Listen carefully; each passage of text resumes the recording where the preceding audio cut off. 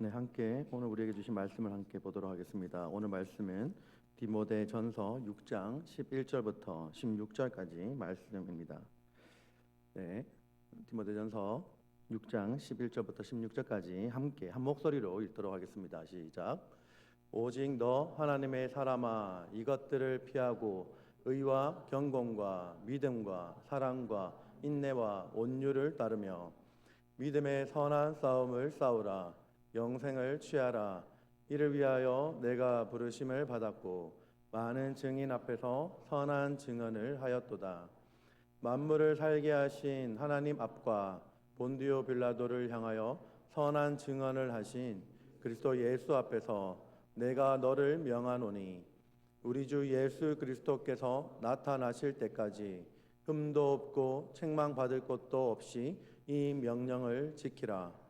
기약이 이르면 하나님이 그의 나타나심을 보이시리니 하나님은 복되시고 유일하신 주권자이시며 만왕의 왕이시며 만주의 주시오. 오직 그에게만 죽지 아니함이 있고 가까이 가지 못할 빛에 거하시고 어떤 사람도 보지 못하였고 또 볼 수 없는 이시니 그에게 존귀와 영원한 권능을 돌릴지어다. 아멘. 네, 오늘 말씀은 믿음의 선한 싸움이라는 제목을 함께 은혜를 나누도록 하겠습니다.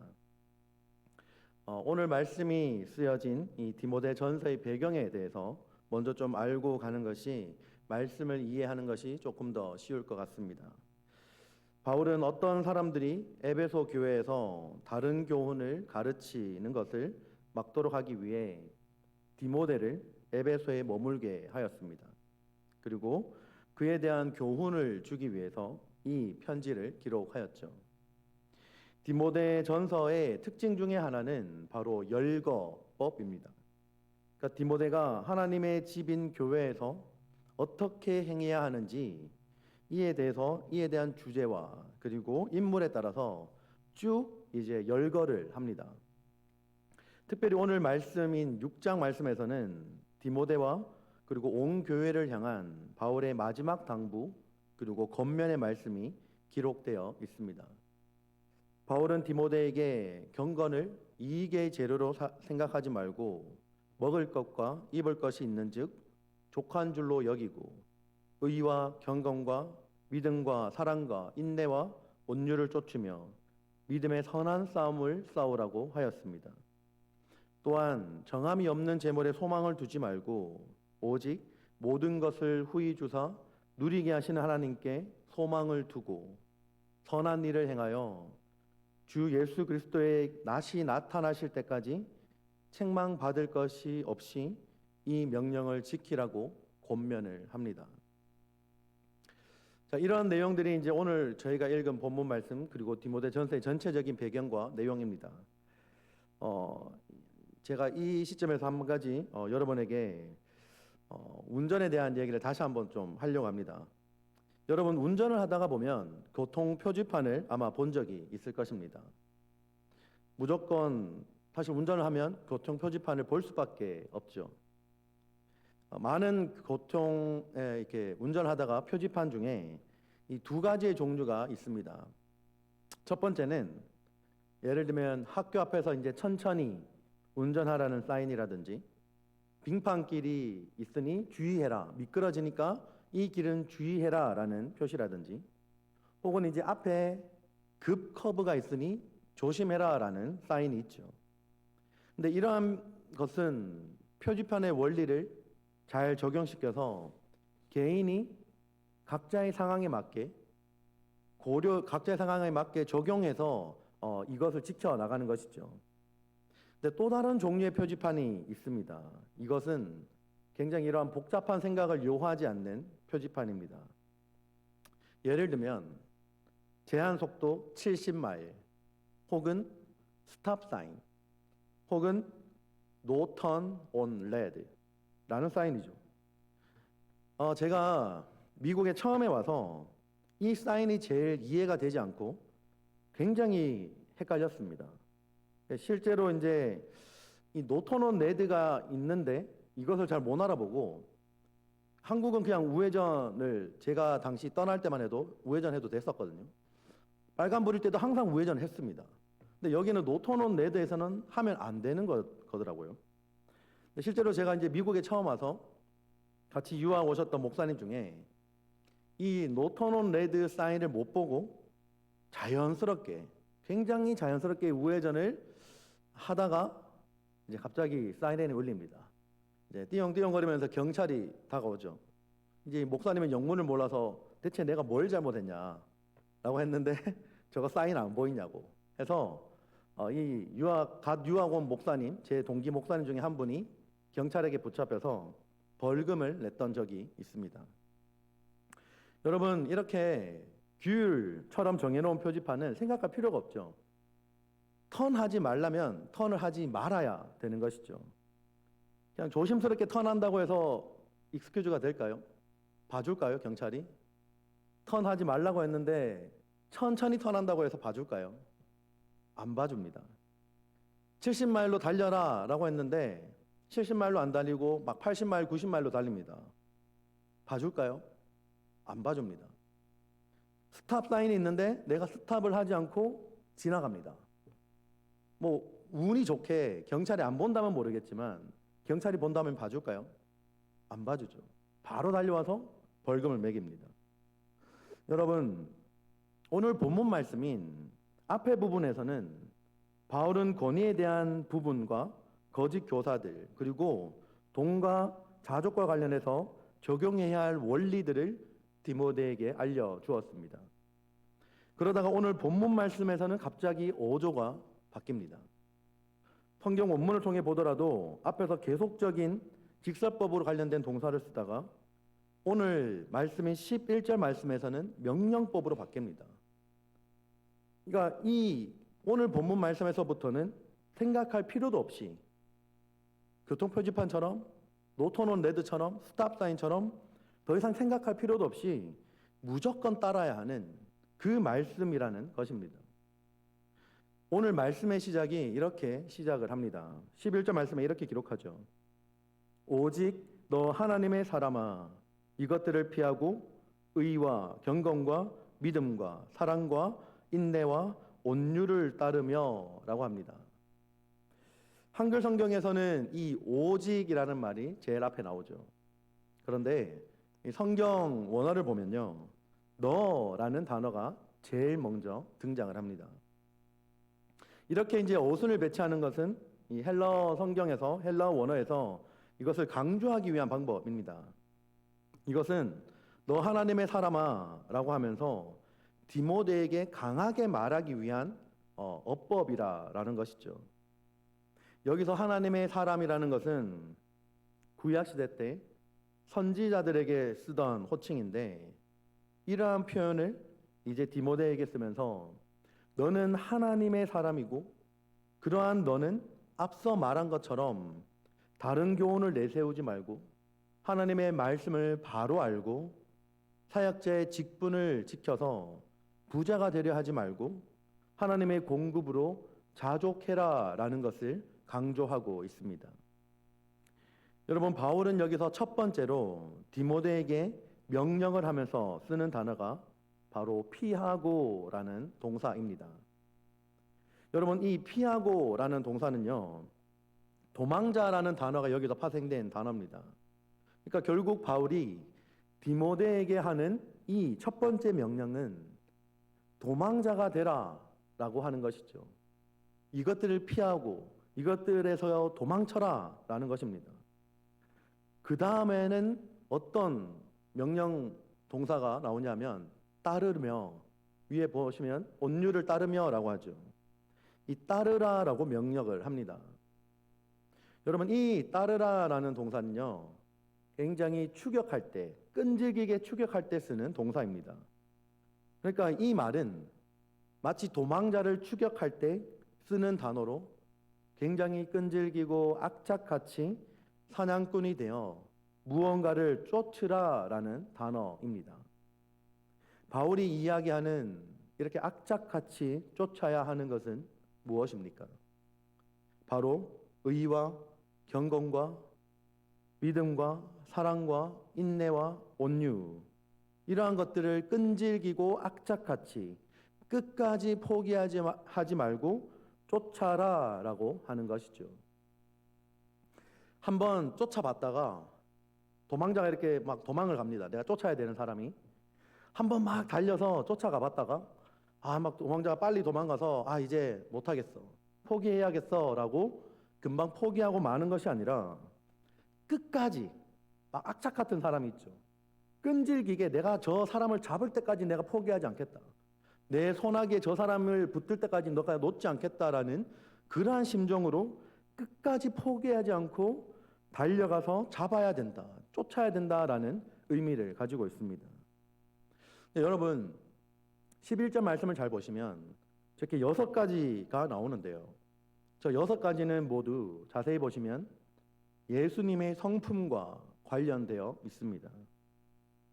즉 우리는 하나님의 아들이신 예수 그리스도의 형상을 닮아가야 되고, 그리고 그것을 끊임없이 죽을 때까지 쫓아가라라고 바울은 말하고 있는 것입니다. 그러면서 12절 말씀에서 바울은 이렇게 명령합니다. 믿음의 선한 싸움을 싸우라, 영생을 취하라, 이를 위하여 내가 부르심을 받았고 많은 증인 앞에서 선한 증언을 하였도다 라고 기록하죠. 믿음의 선한 싸움을 싸우라 라고 바울은 명령합니다. 여러분 여기서 싸우라라는 이 번역된 단어는 전쟁에서 쓰는 단어처럼 굉장히 호전적인 단어로 생각할 수도 있습니다. 그런데 이렇게 전쟁에서 쓰는 단어가 아니라 혹은 운동 경기에서 쓰는 단어로 이 단어를 해석할 수도 있습니다. 조금씩 이 단어를 해석하는 방법과 의미가 학자들마다 조금씩 다른데요. 조금 더 운동 경기와 만약에 상관이 있는 것으로 보게 된다면 지금 바울은 올림픽 경기를 염두에 두고 이 싸우라라는 단어를 사용하고 있는 것입니다. 선수가 경기에서 승리하기 위해서는 고군분투를 해야 합니다. 이 경기는 단거리 경기가 아닙니다. 100m 달리기 시합이 아니라 지구력을 요하는 장거리 경주다라는 것입니다. 심지어 이 경기는 1시간 혹은 2시간으로 끝나는 시합이 아니라 죽을 때까지 계속되는 경기입니다. 죽을 때까지 계속 고군분투, 죽기 살기, 인내와 지구력을 가지고 계속적으로 펼쳐야 하는 경기입니다. 여러분 이 경기는 바로 믿음의 경기입니다. 이 믿음의 경기를 끝까지 완주하게 되어서 승리하게 되면 영생을 취할 수가 있다라고 바울은 기록합니다. 여러분 이 믿음의 선한 싸움, 즉 경기를 왜 해야 할까요? 바울은 디모데에게 이렇게 말합니다. 이를 위하여 내가 부르심을 받았고 많은 증인 앞에서 선한 증언을 하였도다라고 합니다. 하나님의 사람인 디모데가 영생을 위하여 부르심을 받았고 많은 증인들 앞에서 선한 증언을 했다라고 말합니다. 여러분 이 말은 많은 사람들 앞에서 공개적인 신앙을 고백했다라는 뜻이죠. 근데 여러분 언뜻 보시면은 저게 아무렇지 않아 보이지만 저 당시에 기독교가 굉장히 우호적인, 사람들로부터 우호적인 종교였을까요? 예수님 잘 믿네요. 축하합니다. 이렇게 박수를 쳐주던 시대였을까요? 아닙니다. 예수님을 믿는다고 하면, 하나님을 믿는다고 하면 정말 혹독한 박해를 당했던 시대입니다. 그러한 시대 가운데 이러한 고백을 많은 사람들 앞에서 했다라는 것입니다. 여러분 하나님의 부르심을 받은 하나님의 사람들은 믿음의 선한 싸움을 싸워야 합니다. 영생을 취하고 예수님의 성품을 우리는 취해야 합니다. 세상에 썩어져 없어질 것을 추구하고 따르는 것이 아니라 오직 영원히 썩지 않은 것들을 우리는 추구하고 따라가야 합니다. 우리는 썩을 면류관을 위해서 싸우는 것이 아닙니다. 우리는 영원히 썩지 아니할 영원한 면류관을 위해서 끝까지 싸우고 경기를 해 나가는 것입니다. 바울은 그러면서 한 번 더 디모데에게 선한 싸움을 싸우라는 이 명령을 지킬 것을 명령하고 있습니다. 오늘 13절과 14절 말씀에 이렇게 기록합니다. 만물을 살게 하신 하나님 앞과 본디오 빌라도를 향하여 선한 증언을 하신 그리스도 예수 앞에서 내가 너를 명하노니 우리 주 예수 그리스도께서 나타나실 때까지 흠도 없고 책망받을 것도 없이 이 명령을 지키라 라고 말합니다. 여러분, 바울은 왜 선한 싸움을 싸워야 하는지, 그리고 언제까지 어떤 자세로 이 싸움을 해 나가야 되는지를 알려주고 있습니다. 바울은 하나님의 임재와 그리고 그리스도의 재림으로 자신이 명령하는 이 명령이 옳다라는 것을 논증하고 있습니다. 여러분, 바울이 묘사하는 하나님은 누구십니까? 바로 만물을 살게 하신 하나님이십니다. 모든 살아있는 것에 생명을 주고 보존시켜 주시는 분이 바로 하나님이다라는 것입니다. 그리고는 이렇게 표현하죠. 본디오 빌라도를 향하여 선한 증언을 하신 그리스도 예수 앞에서라고 바울은 말합니다. 여러분, 기억을 한번 더듬어 봅시다. 바울이 본디오 빌라도 앞에서 어떤 증언을 하였나요? 자, 조금 더 힌트를 드립니다. 본디오 빌라도가 이렇게 묻습니다. 예수님에게 내가 유대인의 왕이냐? 라고 물었습니다. 자, 그때 주님은 어떻게 대답하셨을까요? 네, 대답을 하신 줄로 믿습니다. 네, 마음속에 정답을 다 얘기하셨습니다. 자, 내가 왕이다 뭐 이렇게 얘기는 하지 않으셨지만 내 말이 옳도다라고 말씀하셨죠. 여러분, 이 말이 뭡니까? 결국 내가 유대인의 왕이냐라고 했을 때 주님이 내 말이 옳다, 그러니까 내가 유대인의 왕이 맞다라고 말씀하셨던 것이죠. 여러분, 주님이 이렇게 말씀을 하셨을 때 당연히 사형 선고를 당할 수도 있다는 것을 아시면서도 주님은 두려워하지 않으셨습니다. 오히려 이 말을 들은 빌라도가 두려워하였죠. 바울은 디모데가 예수님처럼 담대하게 믿음의 선한 싸움을 싸울 것을 명령하고 있습니다. 그러면 도대체 언제까지 싸우라고 말합니까? 바로 주님 다시 오실 때까지입니다. 14절 말씀에 이렇게 기록합니다. 한 목소리로 읽어볼까요? 시작. 우리 주 예수 그리스도께서 나타나실 때까지 흠도 없고 책망받을 것도 없이 이 명령을 지키라. 아멘. 여러분, 주님 다시 오실 때까지 이 믿음의 선한 싸움을 해 나가는 것, 믿음의 선한 경주를 해 나가는 것을 어느 정도로 하라고 하고 있습니까? 대충 하라고 하고 있습니까? 바로 흠도 없이 책망받을 것도 없이라고 말씀하고 있죠. 이 싸움을 해 나가는 데 있어서 흠도 남기지 말고 책망받을 짓도 하지 말라라는 것입니다. 바울은 이렇게 믿음의 선한 싸움을 다 싸운 후에 이렇게 말하였습니다. 디모데후서 4장 7절과 8절 말씀입니다. 너무나 유명한 말씀이죠. 한 목소리로 읽도록 하겠습니다. 나는 선한 싸움을 싸우고 나의 달려갈 길을 마치고 믿음을 지켰으니 이제후로는 나를 위하여 의의 면류관이 예비되었으므로 주 곧 의로우신 재판장이 그날이 내게 주실 것이며 내게만 아니라 주의 나타나심을 사모하는 모든 자에게도니라. 아멘.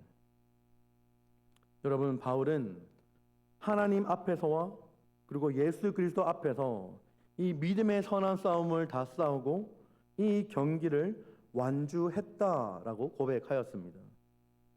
그리고는 바울 앞에 무엇이 예비되어 있다고 합니까? 바로 의의 면류관이 예비되어 있다라고 기록합니다. 여러분, 우리는 이렇게 썩지 아니할 면류관을 향하여 달려가는 자들입니다. 믿음의 선한 경주를 해 나가는 자들입니다. 여러분, 이 믿음의 선한 싸움은 끝날 때까지 끝난 게 아닙니다. 한 번 이겼다고 해서, 잠깐 내가 이겼다고 해서 끝나는 게 아니라 주님 다시 오실 때까지 하나님 앞에서 계속적으로 끊임없이 흠도 없이 책망받을 것도 없이 계속적으로 싸워 나가야 되는 것입니다. 여러분, 이 싸움은 완주하기가 참 힘든 싸움이고 경주입니다. 싸우다가 낙심해서 넘어지기도 하고요. 도중 탈락하는 사람들이 생기기도 합니다. 그리고 어떤 때는 하나님 앞에서 책망받을 만한 많은 일들을 해서 낙담하기도 합니다. 여러분, 최근에 제가 고 옥하는 목사님의 아들인 옥성호 씨가 탈회심을 했다고 최근에 알게 되었습니다. 사실 작년에 했다고 기록이 되어 있던데, 옥하는 목사님이라고 하면 누굽니까? 한국의 사랑의 교회의 담임이셨고 제자 훈련으로 굉장히 유명한 한국 교회에 지대한 영향을 미친 목사님이시죠. 근데 그 옥하는 목사님의 아들인 옥성호 씨가 있습니다. 예전에 집사님이셨는데 하나님을 믿는 자에서 다시 하나님을 믿지 않는 자로 돌아섰다라는 것입니다. 기독교에 대한 많은 책들을 이분이 쓰셨고 또 그 이후에 다시 주님을 다시 돌아서서, 그러니까 탈회심이라고 하는데, 다시 하나님을 믿지 않는 자로 다시 변심한 후에 또 다른 책을 내었습니다. 이걸 통해서 옥하는 목사님의 사역이 잘못됐다 잘했다라는 것을 평가하기 위한 것이 아니라 이분이 다시금 언젠가 하나님 앞에 돌아올 수도 있겠죠. 그 누구도 그것은 알지 못합니다. 여러분, 하지만 이것을 보면서 제가 느낀 것은 결론적으로 여러분의 믿음이 끝까지 갈 것이라고 그 어느 누가 확신할 수 있냐라는 것입니다. 여러분, 제가 한국에서부터 사역을 하면서 참 많은 장례식장을 다녔습니다. 성도님들의 그런 천국 환송 예배를 참 많이 드렸고, 많은 성도님들을 주님 곁으로 보내는 데에 함께 동참을 하였고 함께 예배를 드리는 자리 가운데 있었습니다. 그런데 제가 사역을 하면서 성도님들 가운데 천국 갈 때 마지막으로 함께 예배드리고 찬양하며 예수 그리스도를 나의 구원자임을 다시 고백하는 것을, 그러한 모습을 볼 때 여러분, 그것이 얼마나 큰 감격이 되는지 모릅니다. 마지막 순간까지도 이러한 믿음을 지키는 것은 쉬운 것이 아닙니다. 그 어느 누구도 여러분에게 확답을 줄 수가 없습니다. 처음과 끝이 같은 이러한 순전한 믿음을 유지하는 것은 너무나 복된 일입니다. 사랑하는 성도 여러분, 우리는 우리의 이 믿음의 선한 싸움, 이 경주는 주님 다시 오실 때까지 해 나가야 되는 줄로 믿습니다. 이 싸움은 절대 내가 혼자서 완주할 수 있는, 내가 해낼 수 있는 싸움이 아닙니다. 우리는 늘 하나님 앞에서의 삶을 살아야 이 경기를 완주할 수 있습니다. 이 길은 많은 사람들이 찾는 넓은 대로가 아니라 바로 좁은 길이기 때문에 나의 십자가를 지고 가지 않으면 절대로 갈 수가 없는 길입니다. 우리 모두에게 이 믿음의 선한 싸움을 하나님 앞에서 주님 다시 오실 때까지 의의 면류관을 바라보며 완주할 수 있는 은혜가 있기를 주님의 이름으로 축복합니다.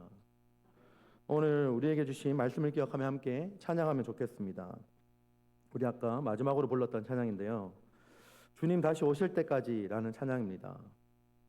여러분, 이 찬양의 가사에 이런 가사가 있습니다. 주님 다시 오실 때까지 나는 이 길을 가리라. 좁은 문 좁은 길 나의 십자가 지고. 그리고는 이어지는 가사가 이렇습니다. 나의 가는 이 길 끝에서 나는 주님을 보리라. 여러분, 여러분의 길 끝에서 여러분은 누구를 만나고 싶습니까? 여러분의 인생의 마지막 순간에 허망한 인생으로 끝내고 싶지 않으실 거라고 믿습니다. 여러분의 마지막 그 길 끝에 우리 모두가 주님을 보기를 원합니다. 우리 이 마음을 담아 함께 찬양하도록 하겠습니다.